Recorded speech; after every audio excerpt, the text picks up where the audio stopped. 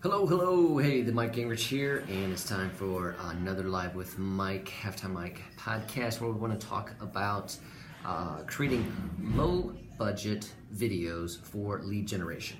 And, what's been a significant development over the past, year and a half, somewhere in that time realm, a little bit longer, is that videos are really taking precedence on social media and even on the web in general. So, I mean, you start with YouTube.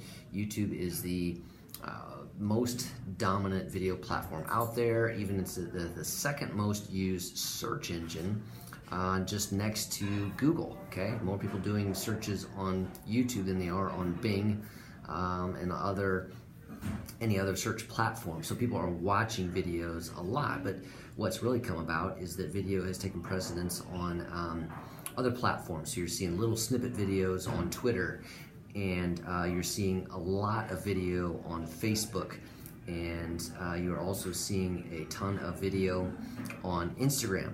And videos coming to websites. You're seeing websites that are using that a lot, and they need to be, okay? Because video really captures it. When they say that, an image is worth 1,000 words, I mean, so what's a video worth? I mean, it's the next best thing to being there with that person, is to be able to hear from them.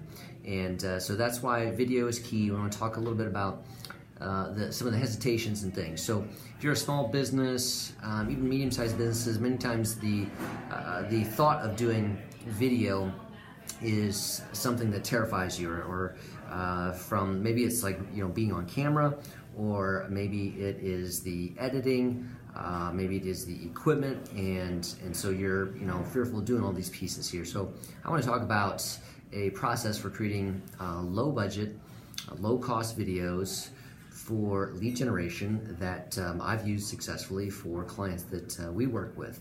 And so first of all, there are other ways. I mean, so this is just one way. I think that you can do a low end, which I'm going to talk about, which is basically using a smartphone and doing the video capture there. A mid-range realm is going to be using maybe a DSLR camera, but doing some of the editing yourself, or maybe it is just doing some advanced editing from a video taken on a phone. And the third realm is kind of going full bore, where you need a professional photographer. Now, all have value, all have potential needs.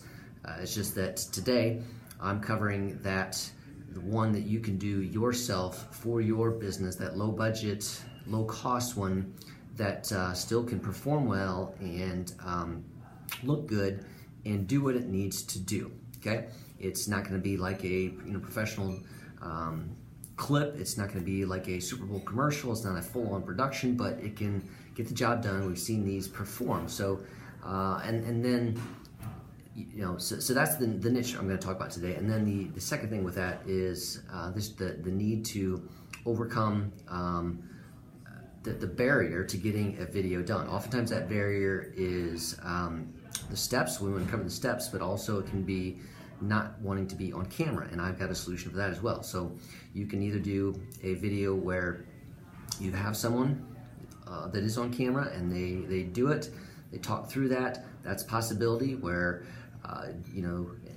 so I'll go into that one. Or you can have one where there is no audio. It's just like a music background. So the video is kind of like a tour, or a product demonstration, but without words. So that's a second one. And then so the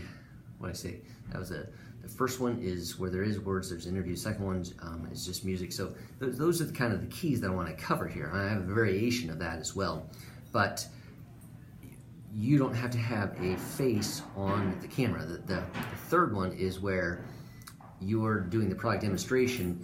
You're not on camera, but you're viewing the product and you're talking. So that can be helpful for people who have a fear of the camera, but they don't mind talking. So I will often work with clients that are fearful of being on camera, but when I talk with them, I say, tell me about your product, and they tell me about it, and it's very good. And I say, well, that's what we need to capture. I said, if you don't want to be on camera, let's look at the products. I'm going to videotape the products, and while I'm doing that, you're going to talk about it.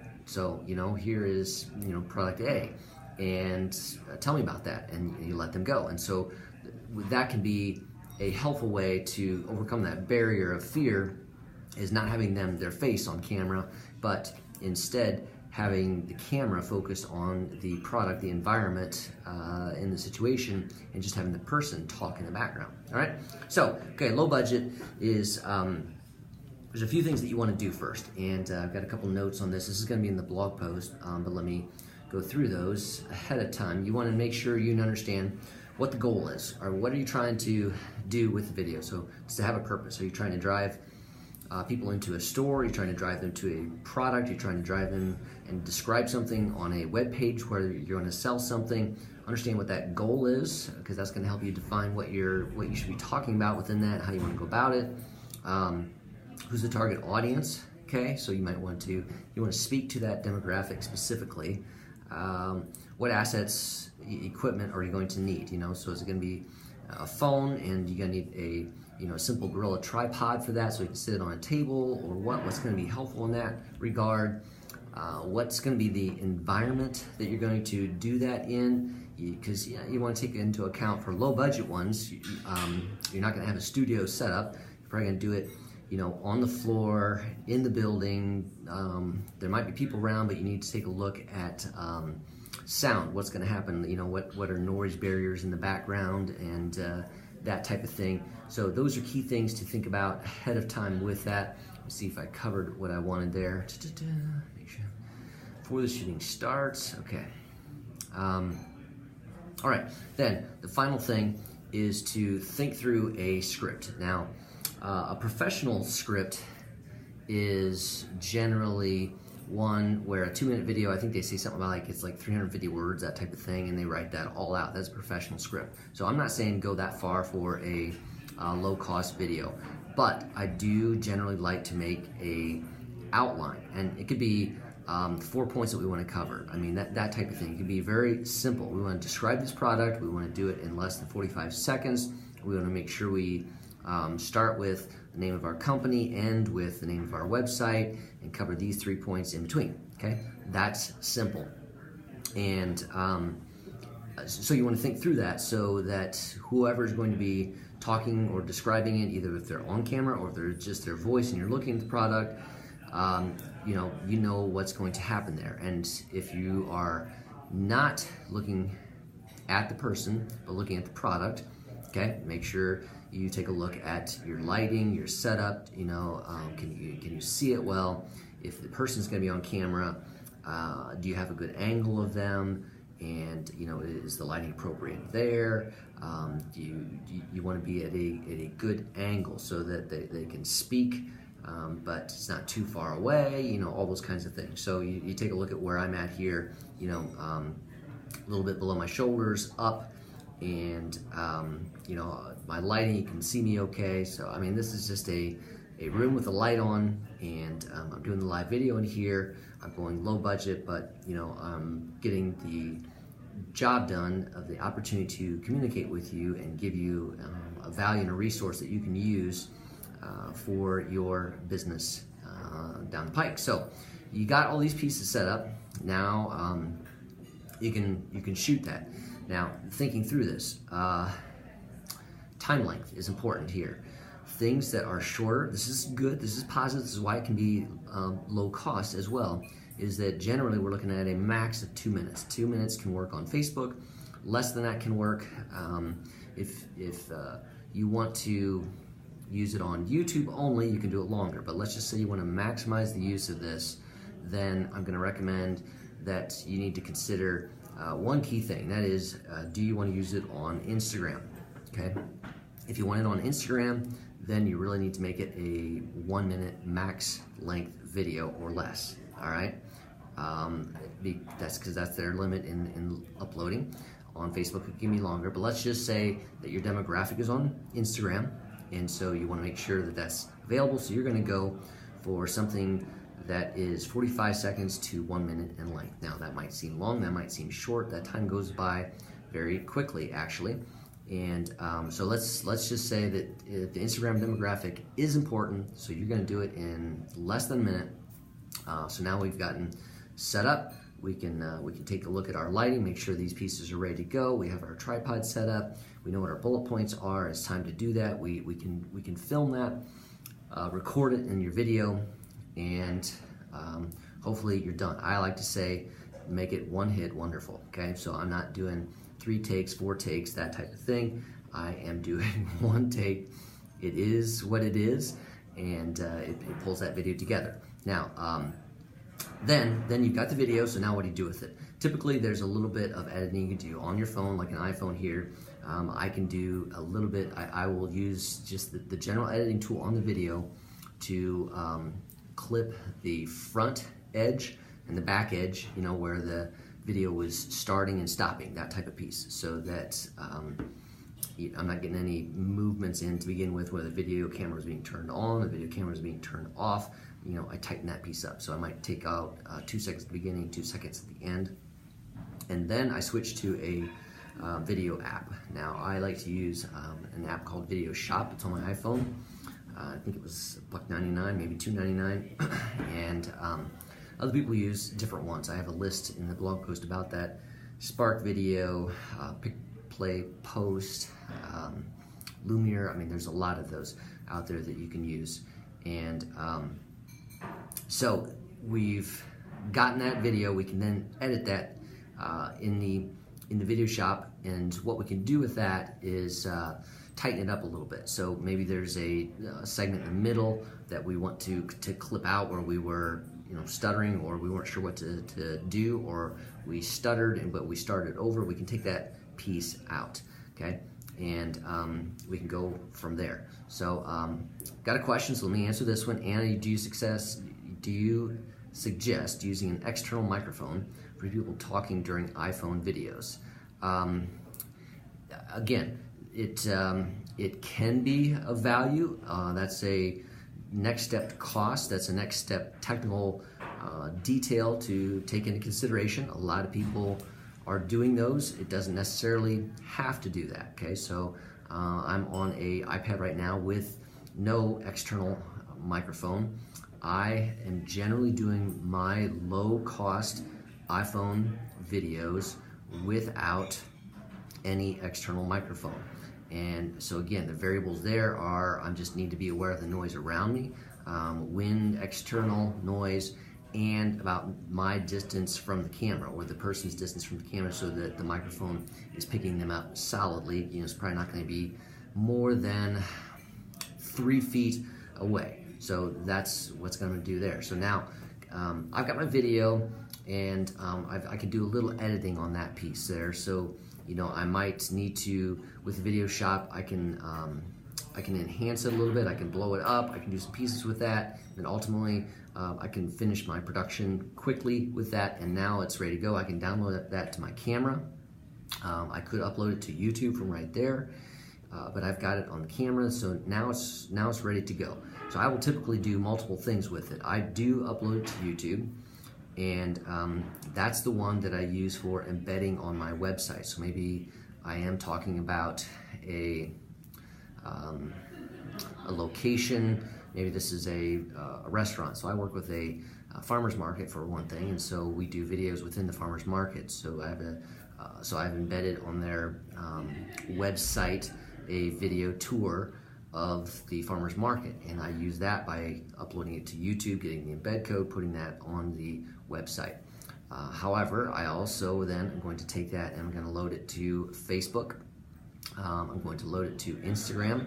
Now I can do that using the Pages app or the Instagram native app, or I can use a third-party tool like I use Agora Pulse for that social media management, so I can upload that video to those, schedule it to go out at a certain set point in time. And then I need to be aware of the key is a good caption then. And you want to have the post articulate, draw attention, capture attention to what it's going to be about, and why they should listen to it, and it should quickly summarize a little bit about what that video is going to do for them or help them understand, so that they're drawn to dig into that. So I recommend that if you're on Instagram, that you're using some hashtags with that. Facebook, not necessarily so much. And then, perhaps you are trying to drive them to a web page on Facebook, so then you're going to need to include the web URL in the post. If you're on Instagram, they're not going to be able to click on anything, so you might have to talk about in your post, click the link in the bio, and you have to change the link in the bio if you want it to go to a web page for that. So one other consideration that I want to talk about for a low-cost video is particularly with Facebook, with some of the others as well, but particularly with Facebook, and that is, do you want captions with that? All right, because Facebook autoplays videos in the news feed, but it autoplays them silently. Studies have shown that the majority of people actually don't turn the volume on the videos unless something has captured them. So that's where the description in the post itself has to either track them, so they want to turn on the audio or not. And if not, the other option is to have captions on there. Now, Facebook has an option to create captions on there, but it just takes a little bit more. I'm not going to go into the details on that because I have to show you that. I have a blog post about that. I'll link to it in my blog post about this. But with that one, in short, you have to upload the video, then you have to edit the video, go to auto captions. Facebook captions it, you need to correct it. They get it, 75% right. You need to tweak it a little bit so that it's right, and then they would have auto captions here. So it would be the words, audio of what I'm saying, so that someone doesn't have to turn the audio on, the volume on. They can just watch the video and read it, okay? So that's another consideration. You don't see that as much on YouTube or Instagram or Twitter as much as you do on Facebook. But it is a consideration. You can do that, but again, it's one video. That's not too difficult to do. It does take an extra step. It has to be done on a desktop. It can't be done on a mobile phone. So now, coming back to my examples, what have I done? Recently for this farmer's market, I've done some videos for the individual stands, okay? And again, sometimes I like to do it with a person when the person is willing. So if it's a stand where the owner is there, or the person behind the counter, and they're willing to do the video and be on camera, I like to have that. So that, show them making the product, describing what they're doing, that type of thing is a video that I've done, typically less than a minute in length. Again, I just go for one hit wonderful. I just tell them, hey, you're talking to me, we're talking about what you're making, you do this every day, just describe for me the process, you talk to me, don't worry about the camera, I'll take care of that. Okay, a second one I've done is a tour of the marketplace, okay, and then it's a busy, bustling place, so I've on that one, at times I've removed the video and just put a soundtrack over that. So again, Video Shop, the app I use on my phone, has licensed soundtracks that you can use for that. So again, it's a visual tour with music in the background. And then a third one that I have done is similar to that tour, but it's like getting the stands in action. So if it's the making the Stroopy ones, I show them making the Stroopies, and I get a picture of that. If it's the Flora's restaurant where they are making Latin cuisine, I will capture a picture of that. If it's Flavors of Morocco, making the Moroccan food, I will capture that. So I'll go through and capture these action segments, and then with Video Shop, I can load in all 6 video segments that I want and put those together into one video. So I've got 20 seconds, 30 seconds of 6 of those, and I combine those into one video. And generally there as well, I'm going to do a music track so that there's just sound there because low budget. I'm not working through everyone's audio and the transitions on each piece going from stand to stand, but I'm trying to just give people a visual, see in action what's happening. Then I use these on Facebook, I use these on Instagram, and I watch what's happening. Some of these really take off, and people, they like to watch the visual. And so if it's performing well, then I boost that, run an ad on it to our target demographics. So Anna, you're talking about that farmer's market. So I'm talking about Lancaster Marketplace, Lancaster, Pennsylvania. It's on a road called Fruitville Pike, and It basically is for fresh foods, for local foods, for artisan goods. So it's got an eclectic mix. And many times people think of a farmer's market and think of fruits and vegetables, and yes, it's got all of that.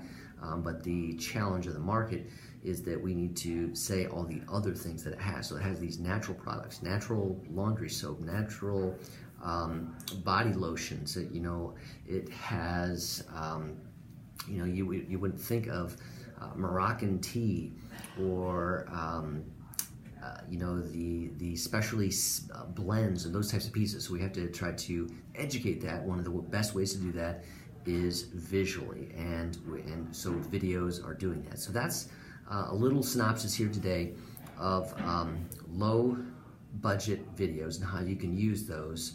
And again, so we're talking, if Instagram is in your demographic, you have to make them less than 1 minute, but less than 1 minute videos actually perform really well. Now I've done some really short ones, meaning 15 seconds, that type of thing, and you can capture a little bit there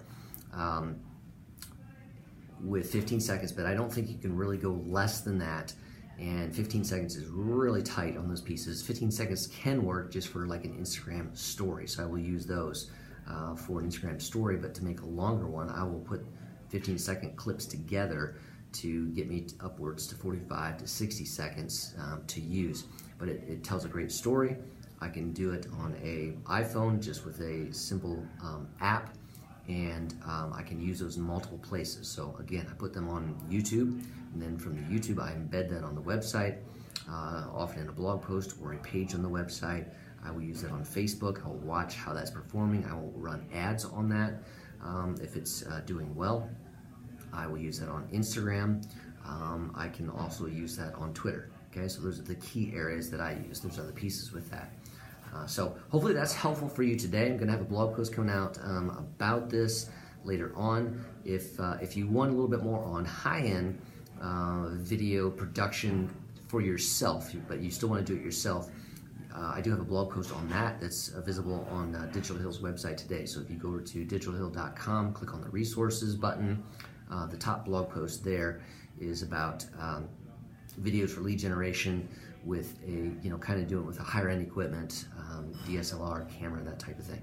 All right, so appreciate you sticking with me today, and hopefully that gives you some ideas, some tips, and if you want to go see a few of those videos, just look up Lancaster Marketplace on Facebook or Instagram or YouTube, or go to the website.org, and you'll be able to see a few of those examples that I'm working with their organization on the different stands there. All right, so that is it for Live with Mike today. Every Tuesday, trying to bring you some value, trying to give you some ideas, some tips, and help you to up your online game. All right, take care. See ya.